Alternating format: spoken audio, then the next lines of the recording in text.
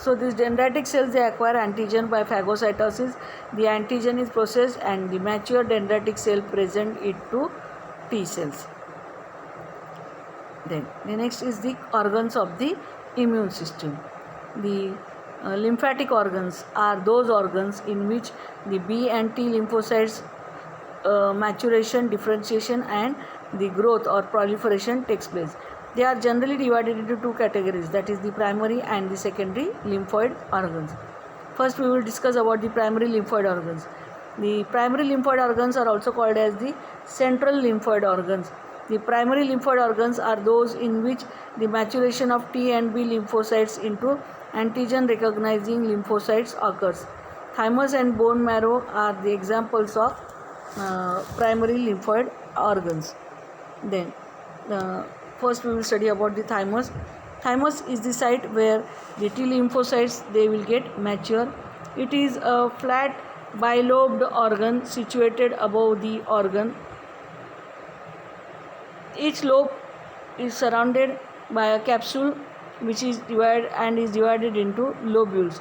So each of these thymus gland is having the lobe, and each lobe is surrounded by a covering called as a capsule, and it is divided into lobules which are separated from each other by strands of connective tissue called trabeculae.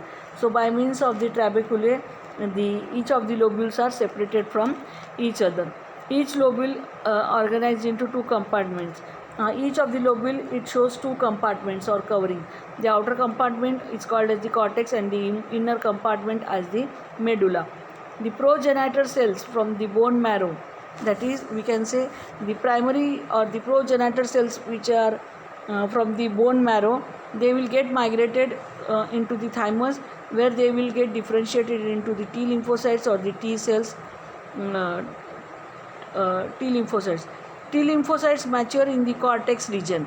So actually these T lymphocytes, they mature in the outer compartment, that is in the cortex region, and then they will migrate to the medulla or the inner region of the lobule of the thymus, where they will come in contact with the macrophages, and the dendritic cell undergo thymic selection, which results in the development of mature functional way. Such mature T cells then leave to enter the peripheral blood circulation, through which are transported to the secondary lymphoid organs. In these secondary lymphoid or cells encounter and respond to foreign antigens. Then bursa of Fabricius and bone marrow. Bursa of Fabricius, it is a primary lymphoid organ which was first discovered in birds. In birds, the B cells undergo maturation in the bursa of Fabricius. This organ, situated near the cloaca in the bird, consists of the lymphoid centers that contain the epithelial cells and the lymphocytes. All these lymphocytes, they are antibody producing B cells. Mammals do not have a bursa of Fabricius. In mammals, during the early development, B cells, they get differentiated from hemopoietic stem cells in the liver of fetus. But after the birth, this function moves to bone marrow, which becomes a primary lymphoid organ for rest of the life.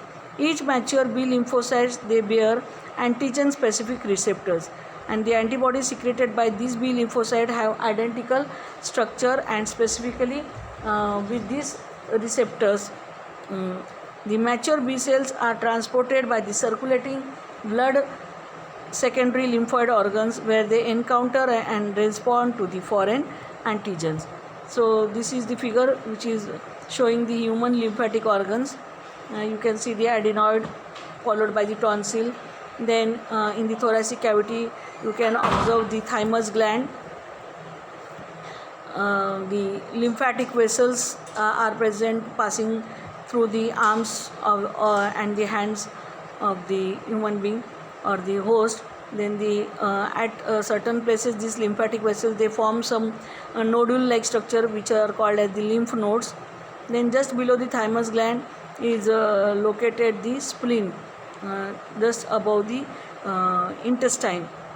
The spleen is located. So the coiled structure here in the figure shows the Peyer's patches in small intestine.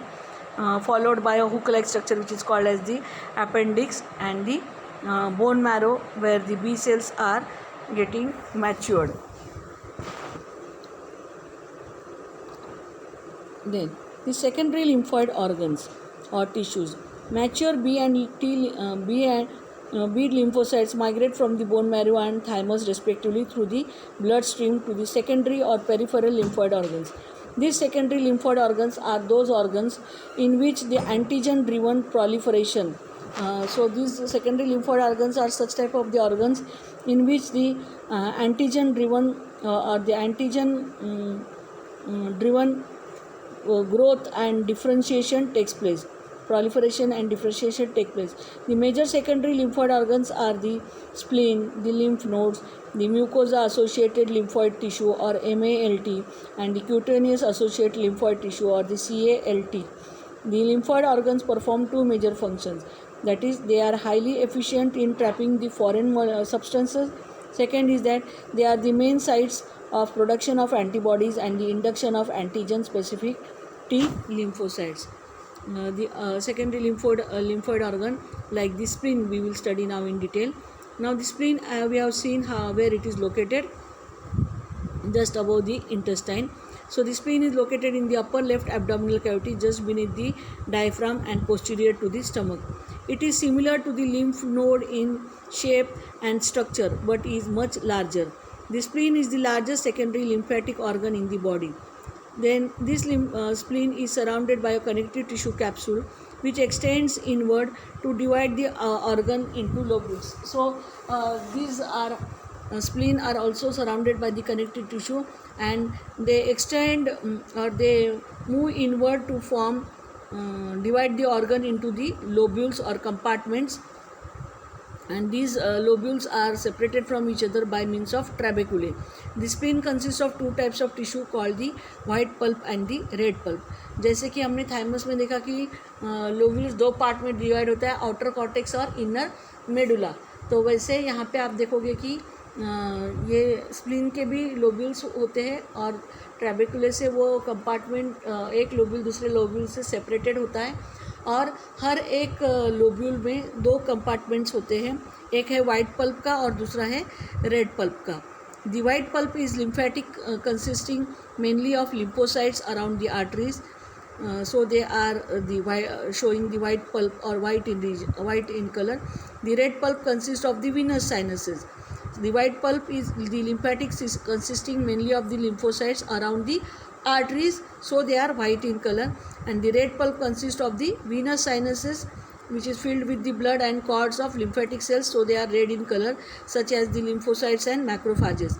Blood enters the spleen through the splenic artery, moves through the sinuses where it is filtered, and then leaves through the splenic vein. The spleen filters the blood in much the same way that the lymph nodes filter the lymph. Lymphocytes in the spleen, they react to the pathogens in the blood and attempt to destroy them. Macrophages then engulf the resulting debris or the damaged cells and the other large particles. The spleen, along with the liver, removes old and damaged erythrocytes, that is the RBCs, from the circulating blood. Like other lymphatic tissue, it also produces lymphocytes, especially in response to the invading pathogens. तो जैसे हम लोग बोलेंगे कि pathogens host की body में जाते हैं, वैसे ये लिम्फेटिक टिश्यू में लिम्फोसाइट जो होते हैं दे show response towards the invading pathogens. The sinuses in the spleen are a reservoir for blood. In emergencies such as hemorrhage, smooth muscle in the vessel walls and the capsule of the spleen contracts. This squeezes the blood out of the spleen into the general circulation. Now here in this figure you can see the hematopoietic tissue. The T cell precursors from the hematopoietic stem cells, the B cells are formed in the bone marrow and they move towards the thymus gland, so they are called as the T cells. They are the thymus lymphocytes. So in the lymphoid organ they will move the thymus lymphocytes, they will form the T cells. So you will see two types of the response, the cell mediated immune response and the antibody mediated immune response. So The antibody mediated immune response is the B cells that they are ready to form the or they synthesize the antibodies, and they show the response to come in contact with the antigen and kill the antigen. So that is the antibody mediated immune response. Whereas the T cells, they do not form the antibodies, but they will move towards the B cells and they will convert them, and then the B cells will form the antibodies, and they will come in contact. Then these antibodies will come in contact with the antigen. Such type of the immune response is called as the cell mediated immune response.